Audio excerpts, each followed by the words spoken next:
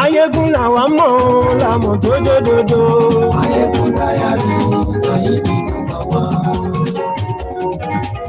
Good morning to you, good afternoon to you, and good evening to you from wherever you are watching from. This is Mayegun Live.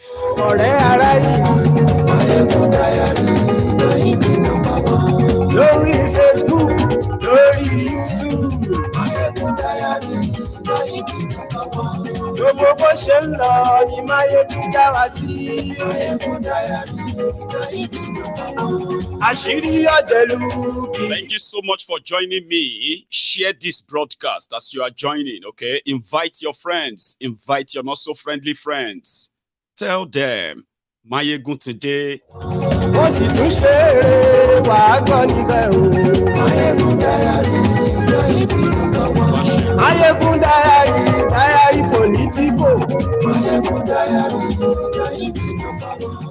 Godfatherism kò sí lọ́rọ̀ Mayegun. Mayegun Diary, Mayegun number one. Ẹ farabalẹ̀ sẹ́wọ̀. Share the broadcast. Mayegun Diary, Mayegun number one. Àní Mayegun làwa mọ̀ tó dòdòdò. Mayegun Diary, Mayegun number one. Tinubu inherited a standing dead horse. That is how Soludo or Soludo described Nigeria that Tinubu inherited from Buhari. You should share this broadcast, seriously. Lórí Facebook, àní ẹ̀sùn láti. Lórí YouTube, àní ẹ̀sùn Somebody láti. said that they never really wish to miss this part of the songs. Mayegun today. Ijó ìgbádìyẹ, àní ẹ̀sùn láti. Presido bá rúfin o, àní ẹ̀sùn láti. Gómìnà kówó jẹ, àní ẹ̀sùn láti. Ọlọ́pàá tí ń darí bá, àní ẹ̀sùn láti. Aṣòfin tí ń rúfin o, àní ẹ̀sùn láti. Thank you, thank you. Òkúra olóṣèlú, àní ẹ̀sùn láti. Ọ̀jẹ̀lú ẹ̀sùn láti. Àní ẹ̀sùn láti.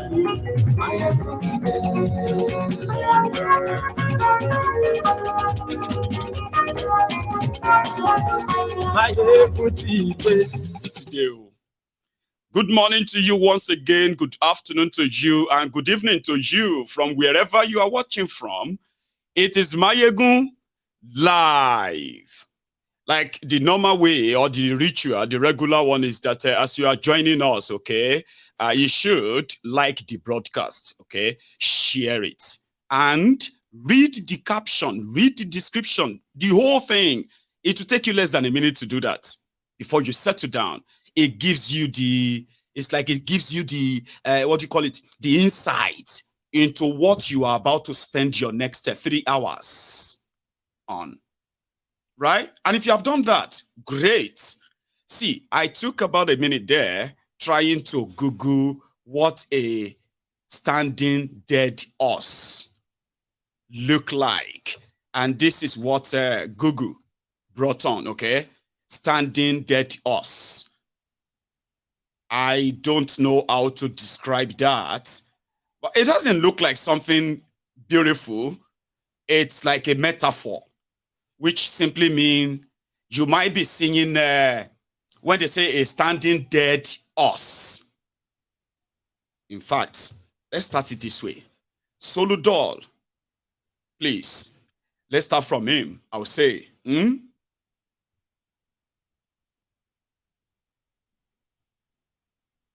There you go.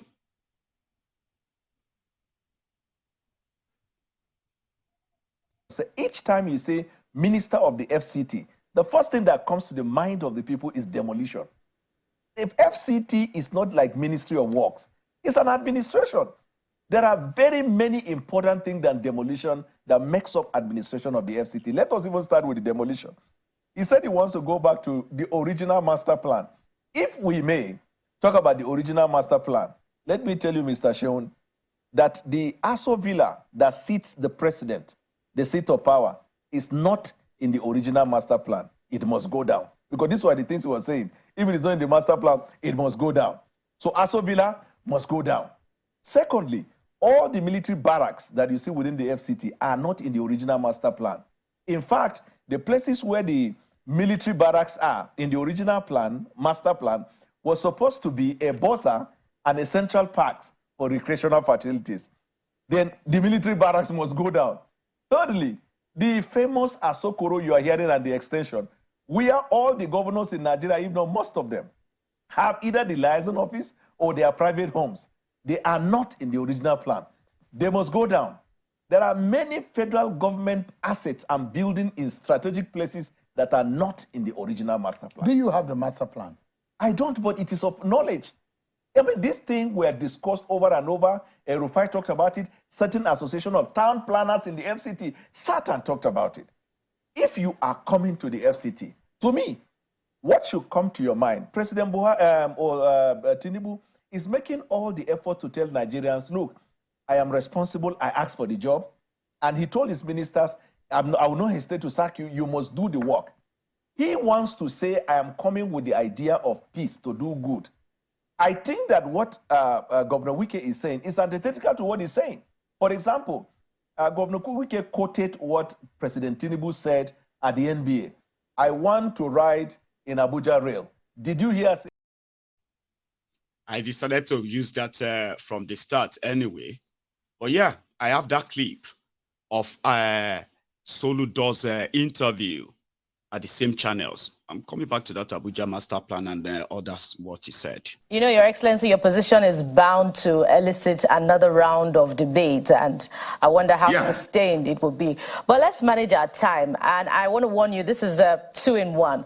First of all, there are reports that suggest that the Rwanda retreat was sponsored only to the extent that the UNDP paid for conference costs, facilitators, and the venue, that the governors actually had to bear the cost of their hotel, their aids, and their transportation. Please confirm or debunk that.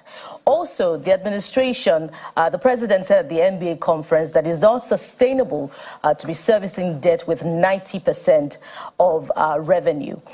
Does anything in the administration with 48 ministers suggest that there is a commitment really, you know, to balancing it out, you know, by servicing debt, you know, with capital and recurrent expenditure not suffering? Is there anything that suggests the commitment of this administration to that? Let's benefit from your experience as former CBN governor on that one.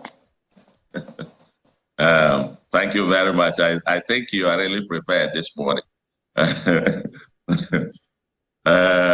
Well, I think, well, the first part of it is the easier one, and which is about the payments.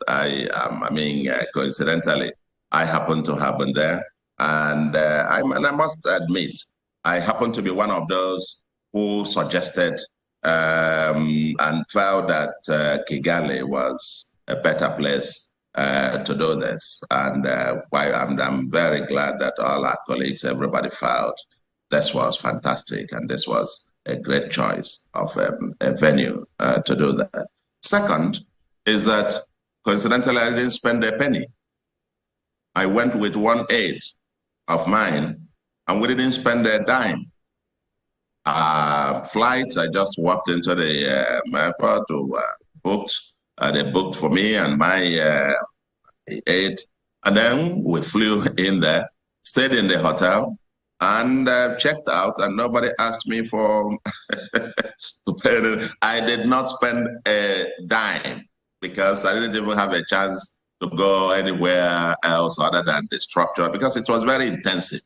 3 days, from first thing in the morning till night. It ended each night again with walking dinner either with the government officials or with their private sector. And then the third night with the president, where we spent about 4 hours with the president himself and so on. So that wasn't even, I did not spend a dime, not one penny, except when we went to the genocide memorial. And they told us, after all the tour, they told us, maintaining the memorial was strictly on charity. And if anybody felt like he needed to support it, there's a basket there, you could go and drop something there, and so on. It's so nice. So if you felt like anything, if you have a loose change or whatever thing, you could go and drop in the basket. And I think some people felt, with the tears in their eyes, went to drop something there. Other than that, all expenses paid. So that's given with that. Now, with regards to the macroeconomics of this country, the macroeconomy, that's probably a subject for a whole program. And okay. I only need to say to you, and in empathy and commiserations for the economic team of the president, this government inherited from a macroeconomic standpoint, I would say the economy was like a dead horse, but standing in macroeconomic terms. And, modeling through this over the coming months will be bumpy, no question about it. But I am glad that at least the first salvos have been, shot by the president, by his courageous step to remove the obnoxious scam that has festered over the years called petrol subsidy, and then dealing with the exchange rate. I'm so sorry that I have to put you through all of that. Or at least that may be the worst part that you're going to watch on this program tonight. But let us start breaking it down. So the description of Nigeria microeconomy is like a dead horse that is standing, which simply put, a lot of people don't have a clue or an idea or explanation that after what they have done to Nigeria, especially in the last 8 years of APC, after all the horrible economic decisions and ruinous policies that destroyed Nigeria micro and macroeconomy, in fact, destroyed Nigeria economically, these guys, they still don't kind of have the ball to say it to Tinubu that Buhari, the same man that turned Nigeria into a dead horse standing. So a lot of people couldn't explain that after all of that, Nigeria is still existing right now, that people are still waking up like normal. People are still doing everything like it is normal. Nobody can explain that. And because they can't explain that, of course, they can keep going in circle and in circle to make you think they are doing something. Now, just last week, the report came that Nigeria governors, they went for a retreat in Rwanda. You know the story of Rwanda. In Africa today, after 23 years of Kagame, which you can't actually describe as a democracy, all right? The economy of Rwanda still survive on over 60% donation, foreign aid. In Rwanda, that same Rwanda, that economy of Anambra alone is bigger than the entire economy of Rwanda. Now, that's how it should be. The economy of Lagos State alone is times 100 or times 200 of the economy of Rwanda. But people like Soludo and Soludo, they took a retreat there because they wanted to go and learn how to develop or how to blah, blah, blah, blah, or, all that stuff. That's why they went to Rwanda. Now, coming back to Nigeria, where the same country ruled and ruined by APC, Egbekegbe. And those who did all of this, they are still walking freely all about in Nigeria today. But the easy sell is that for Nigeria to survive the wars, they have to remove the subsidy, which according to him is a scam, that they have been scamming Nigeria of trillions of naira. But as much as everybody is saying it's a scam, where are the scammers? Where are those who collected the subsidy? And where are those who helped APC to kill Nigeria and turn it into a dead horse standing? That's from the viewpoint of Soludo. Now, coming back to Nigeria, again, like, where, according to him, the economic team of Kolu, they are already working out some magic after, you know, the removal of subsidy that created all this hardship and all of that, which is also a lie. Now, let me give you the background of the kind of work they are doing, at least to bring you up to date to whatever Soludo is trying to regurgitate on TV in Nigeria. He is a former central bank governor of Nigeria. He is a politician now. He lies because he has to lie to sustain the lifestyle that he and his family are currently living. The Anambra people, who they told that Anambra will become small, or Nigeria, Japan. I've been on Nigeria, China.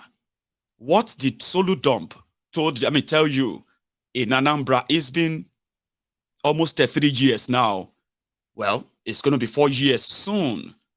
So when you now see somebody who happens to be an economist in Nigerian by Nigerian standard, a sort of respected economist, a former central bank governor who also exists in that same Nigeria, who knows better what is happening, but he's a politician. He knows Nigeria is economically dead, and he also knows, like all of them knew, when Buhari was there, and they were telling Buhari then that if not for Buhari, Nigeria would have been completely gone, while they were slaughtering Nigeria economically.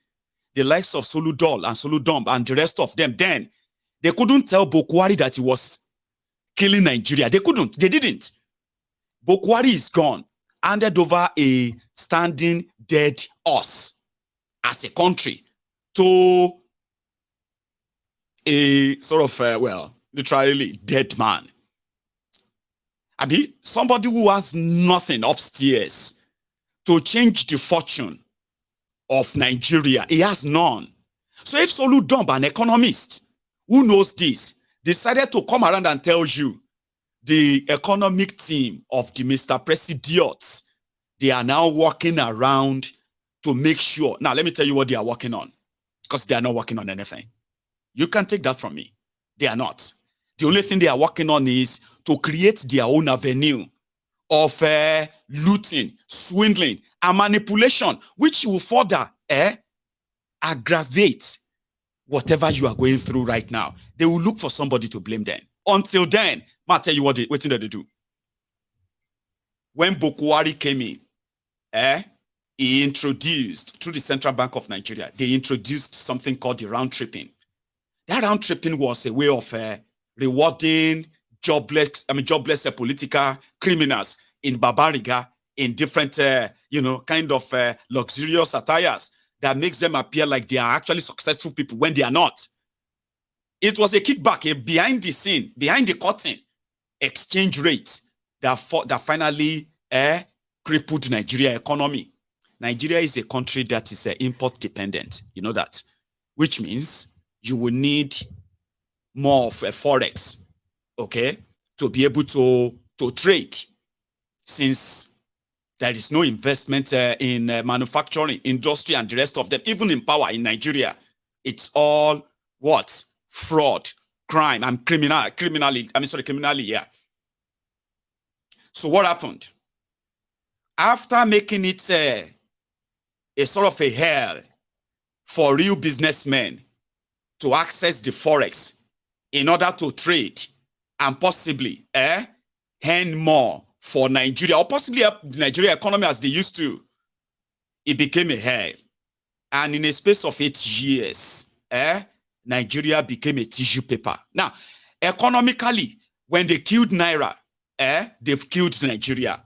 The likes of Soludo knows, and many like them, including Tinubu, who was kind of praising Buhari at the time. Another thing they did, they opened the door. NNPC Nigeria opened the door for oil thieves to continue to steal Nigeria crude oil. In the end, Nigeria lost all revenue. They had no money. They started printing money. Inflation started skyrocketing. They started fixing the figures, the statistics. They started fixing all of that. Now, why they were doing all of this, lying to themselves and lying to Nigerians, Nigerians were feeling the heat. They were wondering, what could this be all about? Like, why were they working and they are still suffering? It's not hard. You just need to look in the mirror and look at the type of criminals you are you are enabling. So fast forward 8 years. Economy of Nigeria is already in the hole, in the gutters. Tinubu came. He didn't tell anybody how he was going to change it or fix it, no. He just said, hope is here. And it would continue from wherever Buhari will stop. Scary stuff. And I actually did a program on it that I said, for Tinubu coming to tell you that he was going to continue from where Buhari will stop is actually a threat to your life. And I was right. In fact, I am right. So what are they doing to change the whole thing? Apart from all the talks, no action, I'll tell you. Instead of them to first come clean and say, listen, this is the total amount of money that we have managed for now to discover that have been stolen or mismanaged by Buhari's government. Let that shattering truth first hit all Nigerians first. Be honest. How much money did Nigeria lose in 8 years? And who are those who supervised that? I can tell you, I can write you a blank check, okay? The truth will start from telling you that Nigeria lost over 500 billion US dollars. Move frame them that way. Or better still, you can put it and say, Nigeria lost over 600 trillion naira. 600 trillion naira to criminals, APC criminals in 8 years. Both federal, state, and local across Nigeria. They depleted Nigeria. You know what they call the real shakedown. Now, if you say that, that would then begin to give Nigerians the idea of the mess they are in. You can't print money. You cannot print money out of this. You cannot print money or print your way. Or sorry, mint money or mint your way out of this. You can't. You cannot use propaganda to get out of this mess. You can't. You cannot use brainwashing, blame game. No. You have to be honest.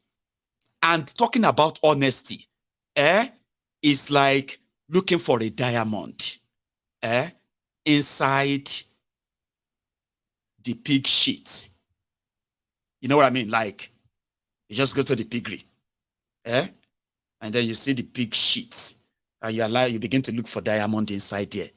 APC, Egbekegbe, Nigeria establishment, and truth in the same sentence, on the same line. It's impossible. They won't do it. Conspiracy here and there. They have emptied Nigeria. Nigeria foreign reserve is a patry $2 billion. Tori Olong. Omo, I don't know how to explain it to you, but since they are not going to be honest, and they are going to be manufacturing different excuses. You see, when they come honest, when they come clean, that time, then you begin to pick everybody.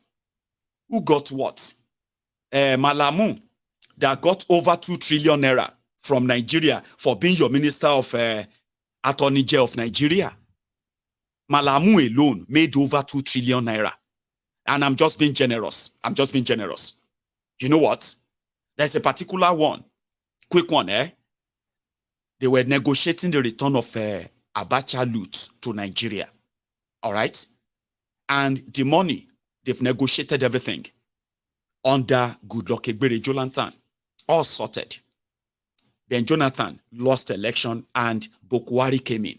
And Buhari appointed Malamu as Attorney General of Nigeria. So Malamu's office, which is the office of the Attorney General of Nigeria, was the same office that put together the lawyers from their own office to fight the case in the UK. And then they won the case in the UK, and the money was about to be returned. $1.something billion. And Buhari came in. All they had to do was just to say, yes, we are ready to receive the money, and sign the paper, and the UK will release the money to them. Do you know what Malamu did?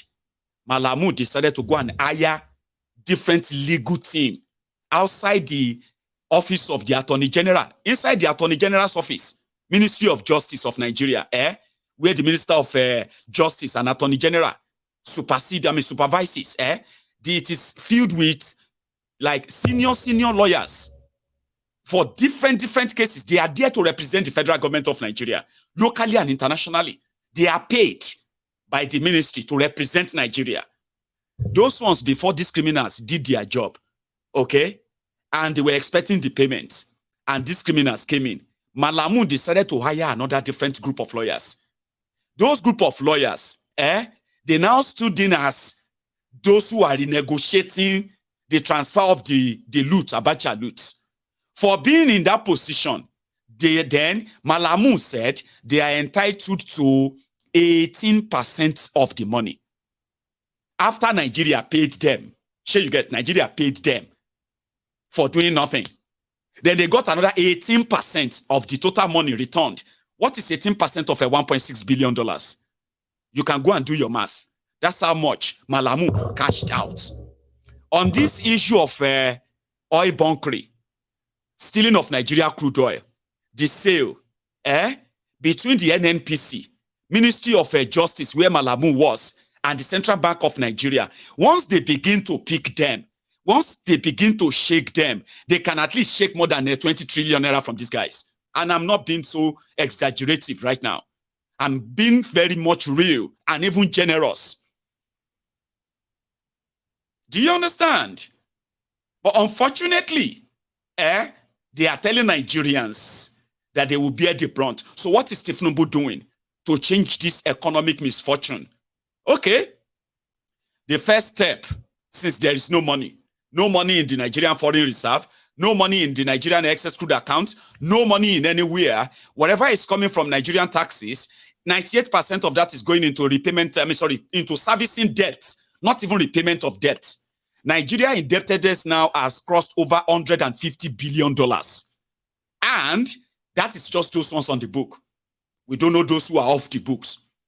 The Sukuk loan and other loans that they have not kind of listed. Yeah?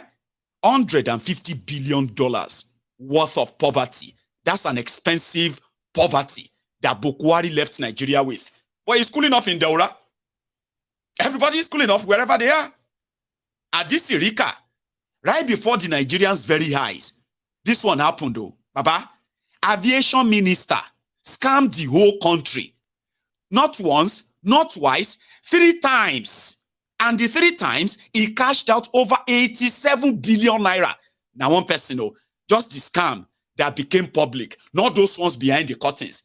At this Irika, somebody who spent 21 billion launching ordinary logo to celebrate Nigeria airline. Nigeria here. 21 billion naira. No probe, no nothing. He did it the first time. He did it the second time. He went to the Kenya, which airway he went to that time? He went to an airway in Africa to make a deal that they should help Nigeria paint one single aircraft and fly it to Nigeria and tell Nigerians that they have made a deal with Ethiopian Airline. And now Ethiopia Airline from Ethiopia is going to be supplying Nigeria with hundreds and hundreds and hundreds of aircraft that will be carrying the sticker of Nigeria here. When they did all the abracadabra, hired a plane, called the journalist, they appeared in Nigeria, in that same Nigeria airport too.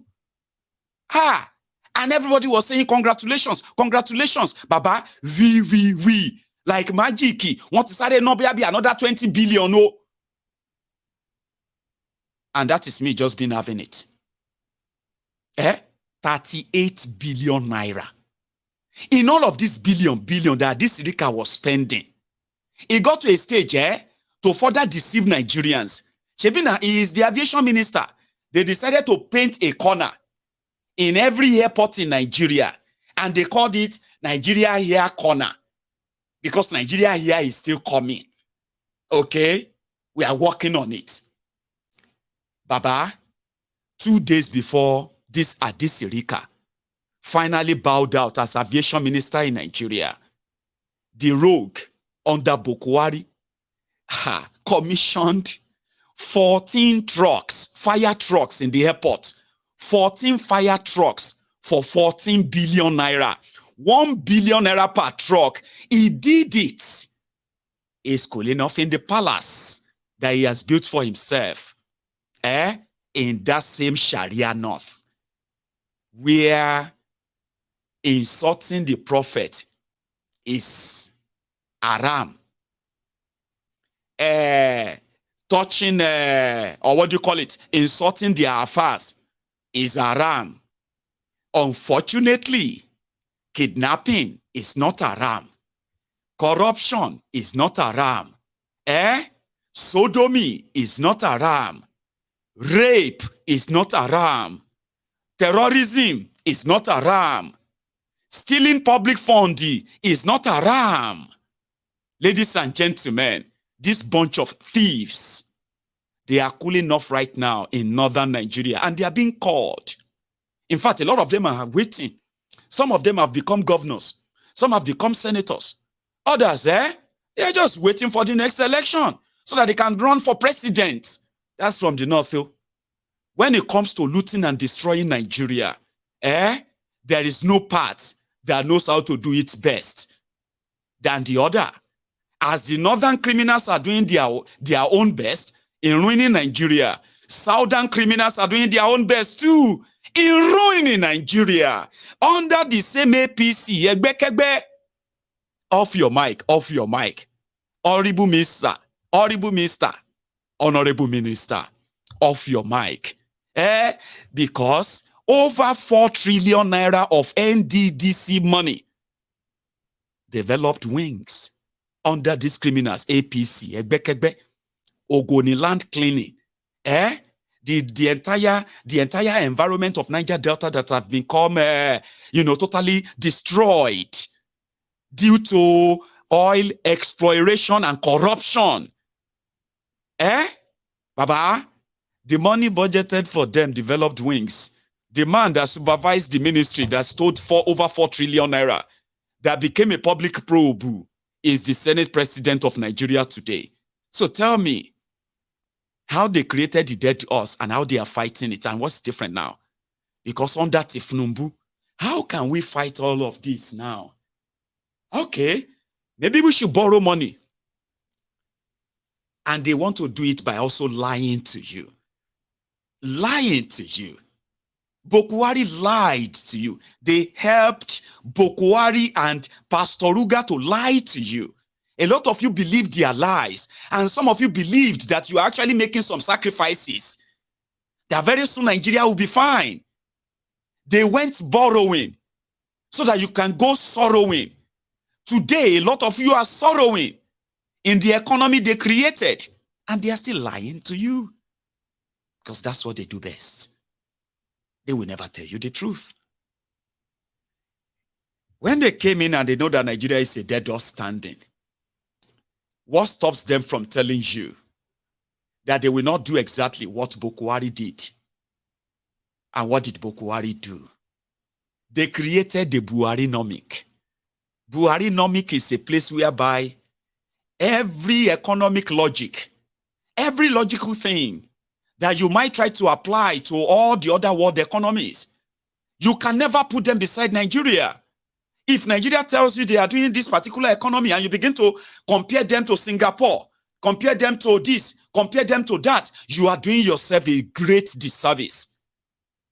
Because the criminals who are handling Nigeria, especially under Buhari and still under Tinubu, they have their own economy. And the economies are called Buhari-nomic and Tinubu-nomic. Tinubu-nomic is going to be even worse. Under Buhari, they shared 500 billion naira without using the bank. They handed 500 billion naira to 12 million people. That's what they said. Ridiculous, Abi. Impossible, Abi.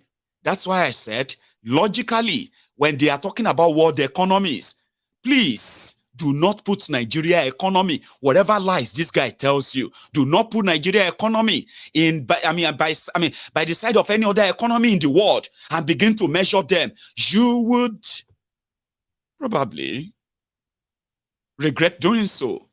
So what are they doing right now? Under Buhari, instead of them to be honest with their looting and stealing, right? They were not. What did they do? They went on borrowing. And they will come and tell you, you see, you need to trust Buhari is an honest person. Sure, you get, if he borrows money, they're not going to steal the money.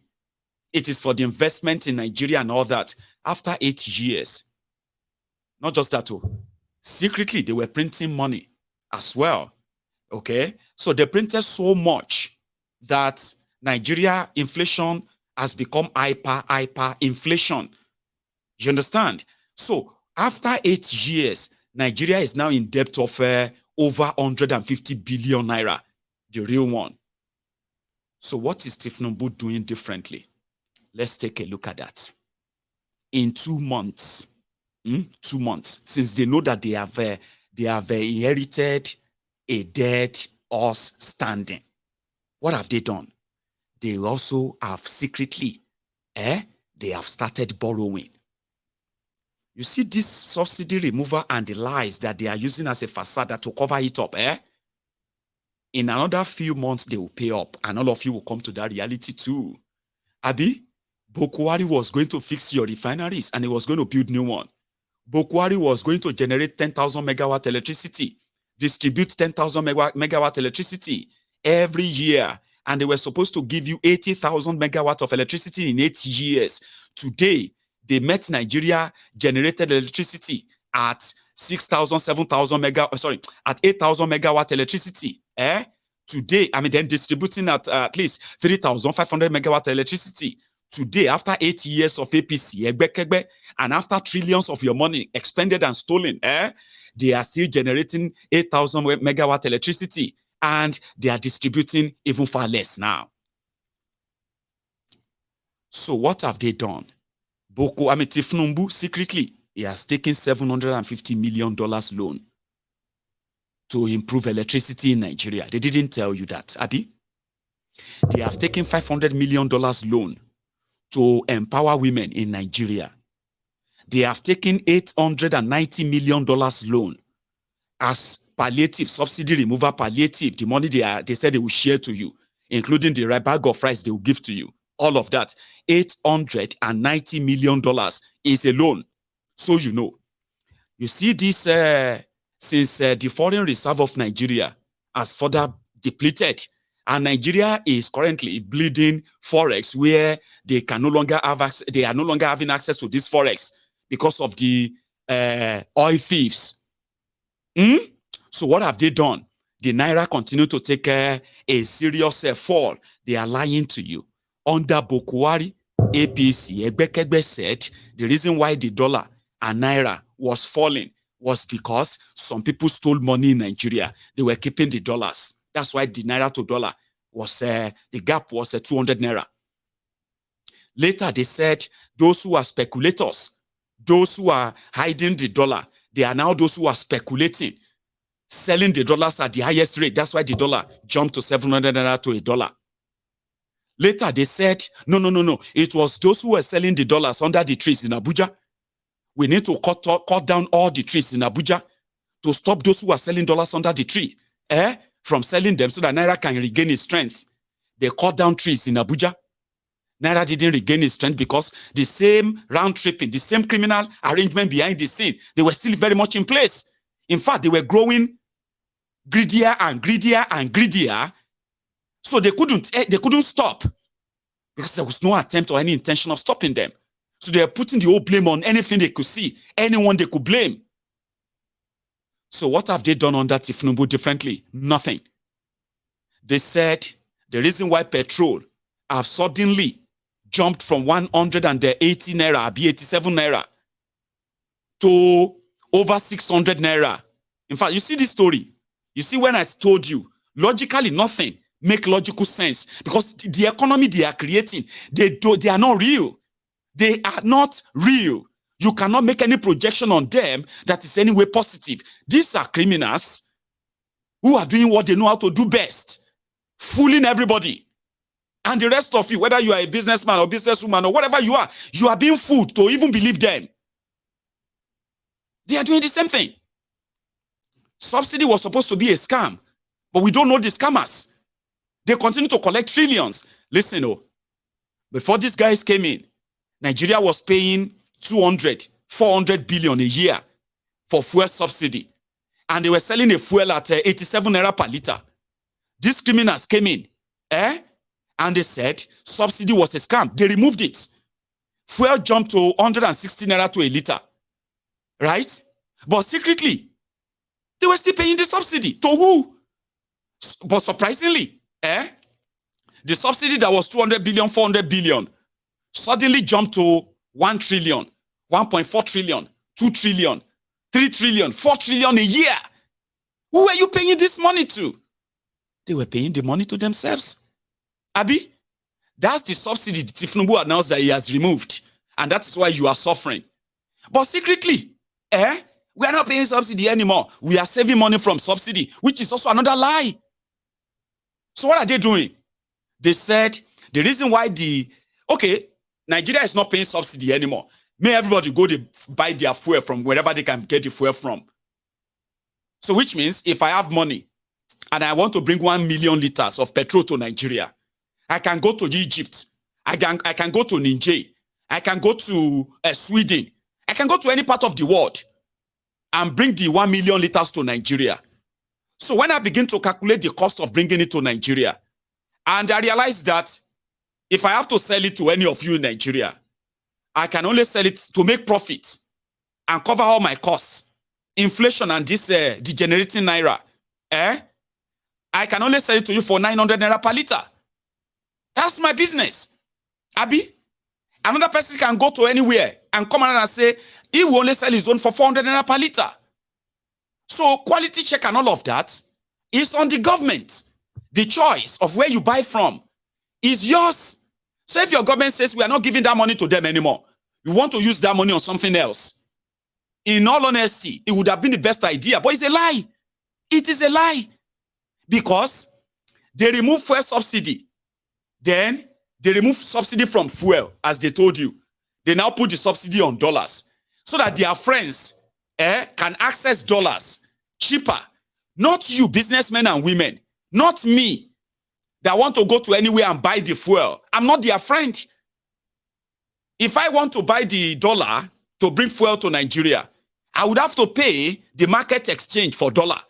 What is market exchange for dollar? 925 naira to a dollar. That's how much I'll pay.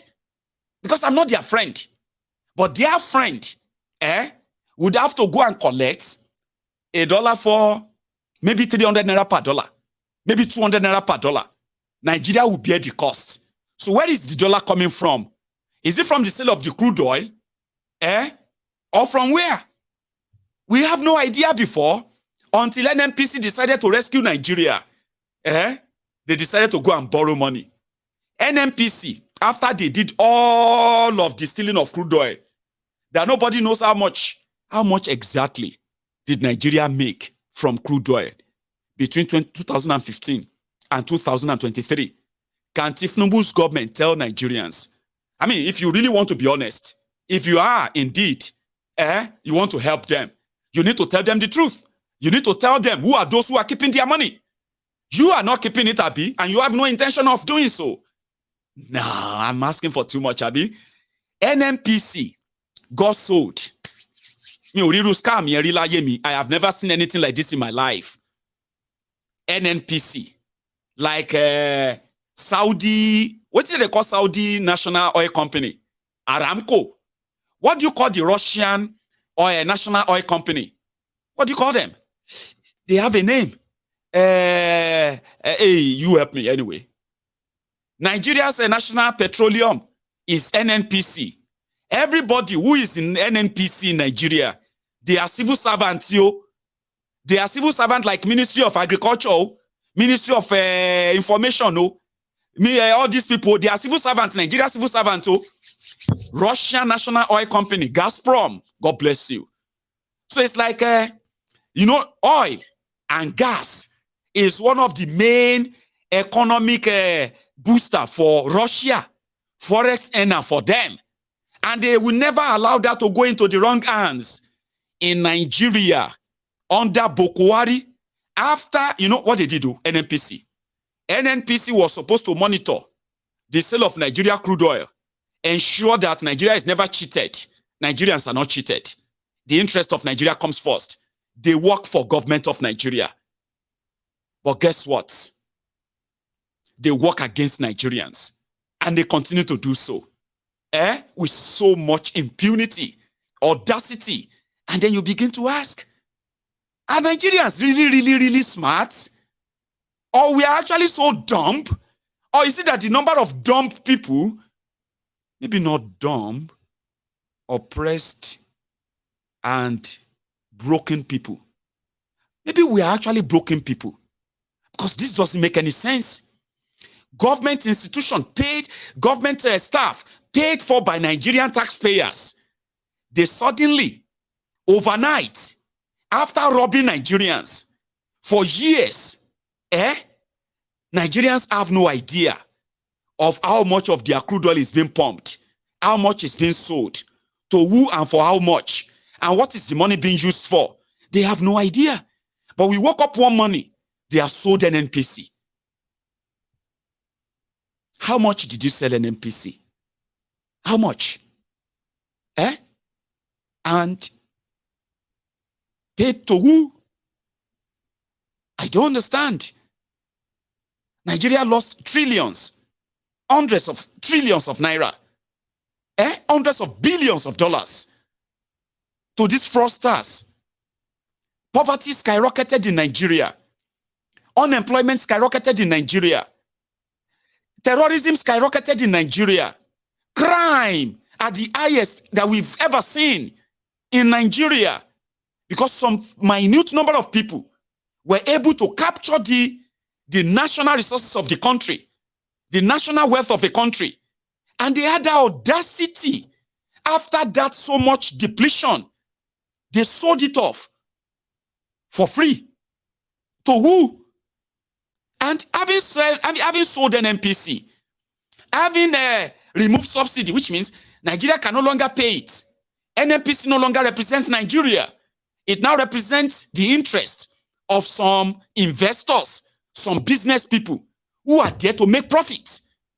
So why would NNPC go and borrow money to rescue Nigeria naira, $3 billion on behalf of Nigeria, and they will give crude oil to that people who gave them the money?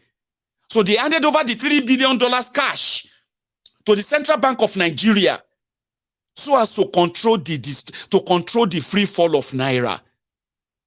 Have you ever thought about that? Watching me right now, that I've just told you.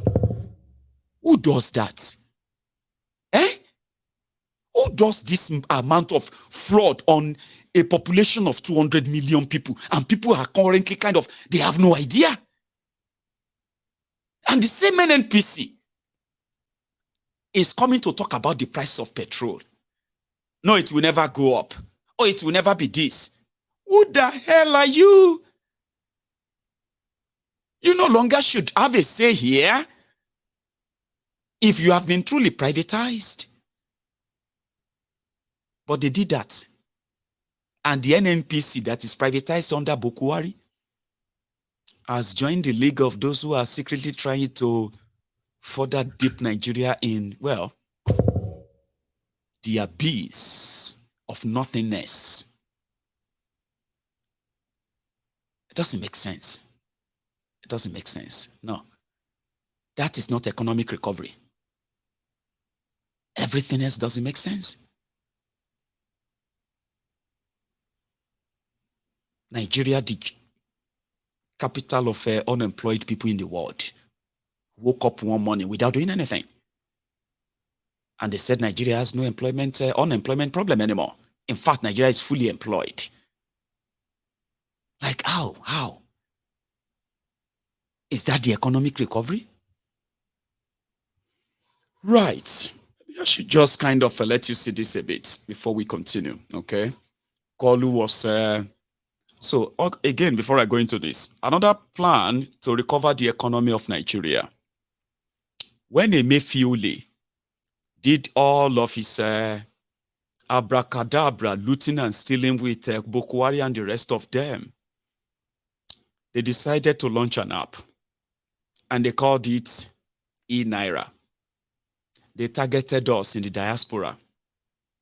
We, the people that have been rescuing Nigeria since these unfortunate beings have infected Nigeria. We have been rescuing Nigeria with our remittances. But we have no say. They say we don't have a say in what goes on in Nigeria. We should mind our businesses. We should stay wherever we are. We should mind whatever is going on. But when we go back to Nigeria, we become the victims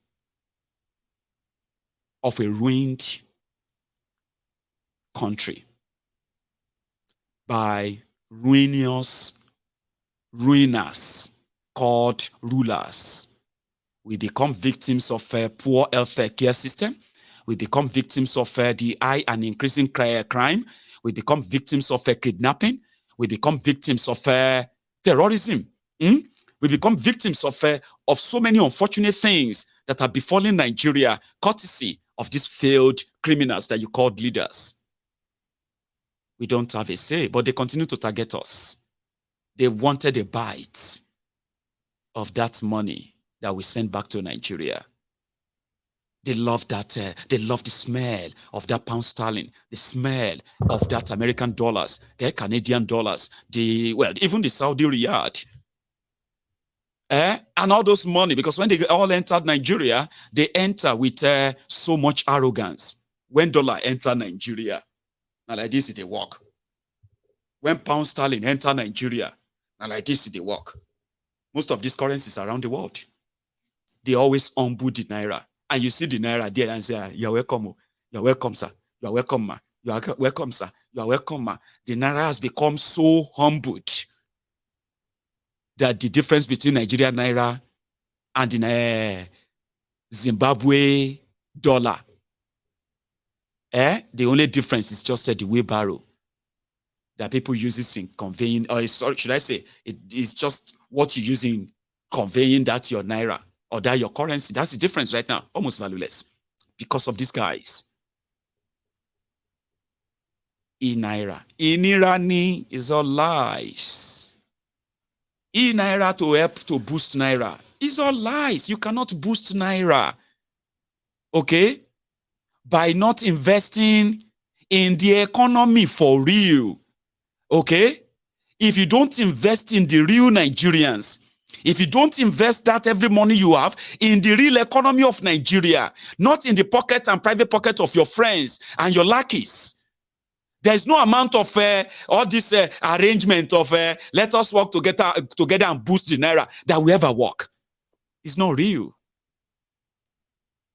It's not real. Majority of the money we send back to Nigeria are money that goes into paying for services. People want to eat. They want to pay rent. They want to pay medical bill. They want to pay school fees. They want to do this. They want to do that. And then those who are actually like putting structure in like projects in Nigeria. But majority of the money we send back to Nigeria goes into paying for serviceables. They are not money that will in fact boost the economy of Nigeria. Our money is only rescuing Nigerians. The money we send to Nigeria. The real investment in the people in Nigeria starts with the right policies that are not laced with criminality like this. You took $890 million. You share the money. You want to share the money to people to take them out of poverty by giving them 80,000 naira, 10,000 naira. Buhari was sharing 500 billion naira every year. They were not even bold to say to all of you that they were budgeting for a single ministry over 500 billion naira, money that was going into their different pockets. And yet, instead of poverty to end, poverty skyrocketed in Nigeria. You don't buy your way out of poverty. You can't. So now, when the e-naira no fly, I told you, I said Inirani is all lies. They want to control that money. They want to control that forex. 36 billion every year. No be jokey. The money we give to Nigeria every year, we in the diaspora is like times 10 of how much money you generate from the crude oil. Should I say that again? Because the majority of the money from your crude oil, they go straight into the pocket of these criminals. They don't come to Nigeria. This Nigeria could not confidently tell all of you